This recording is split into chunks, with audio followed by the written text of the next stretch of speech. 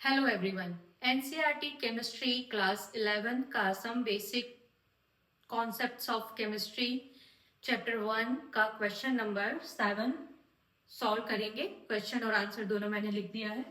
How much copper can be obtain from 100 gram of CuSO4। अगर 100 gram copper sulphate हमको दिया गया है तो उसमें से कितना कॉपर हमको मिलेगा। ठीक है, बहुत ही इजी क्वेश्चन है, बहुत ही सिंपल क्वेश्चन है।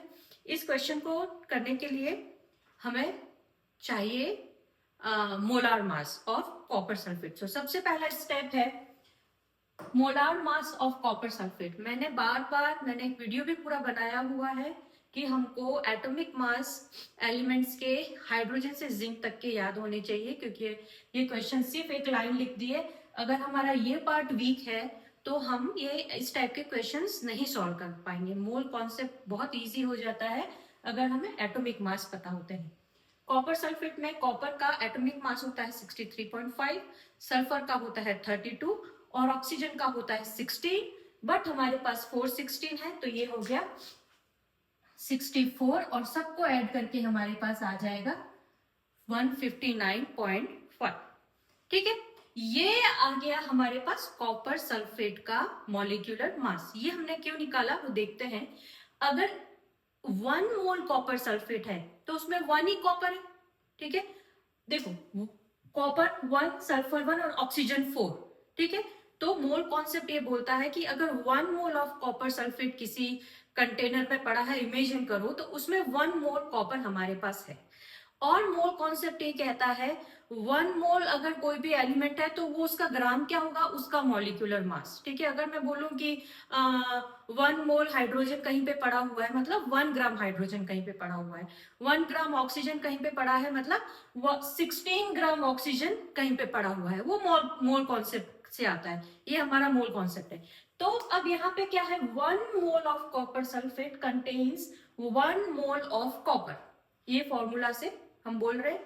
ठीक है, तो 1 मोल ऑफ कॉपर सल्फेट क्या हो गया, अभी निकाला 159.5 ग्राम में कितना कॉपर आएगा, 1 मोल ही है ये भी, तो ये भी आ गया 63.5। अभी बोला ना 1 हाइड्रोजन है तो 1 ग्राम हाइड्रोजन बोल सकते हैं, 1 ऑक्सीजन है तो उसको 16 ग्राम ऑक्सीजन बोल सकते हैं। तो 1 मोल मोल, तो 1 मोल कॉपर है तो वो क्या हो गया 63.5 ग्राम। उसका जो एटॉमिक मास है वो प्रेजेंट है किसमें, 1 मोल ऑफ कॉपर सल्फेट में। बस अब तो अपने पेन पेंसिल जैसा फिर से हो गया कि अगर 10 पेन आ रहे हैं, 5 पेन आ रहे हैं $10 में, तो एक पेन आएगा 10/5, तो 3 कितने में आएंगे, 10/5 मल्टीप्लाई 3 कर लो, तो वही है कि 159 gram copper sulphate contain 63.5 gram copper.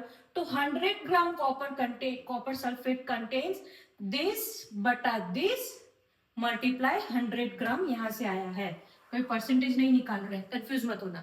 ठीक है, तो की पॉइंट क्या है, वही अगर तुमको आपको एटॉमिक मास आ रहे हैं तो यहाँ पे आप पूरा मॉलिक्यूलर मास निकालोगे और क्वेश्चन इजीली हो जाएगा, क्योंकि मोल कॉन्सेप्ट से हमको पता है कि ये इतना है तो कॉपर इसका 63.5 है।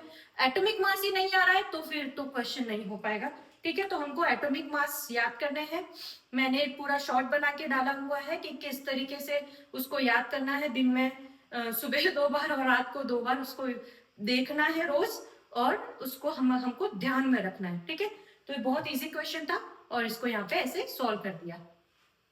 Thank you.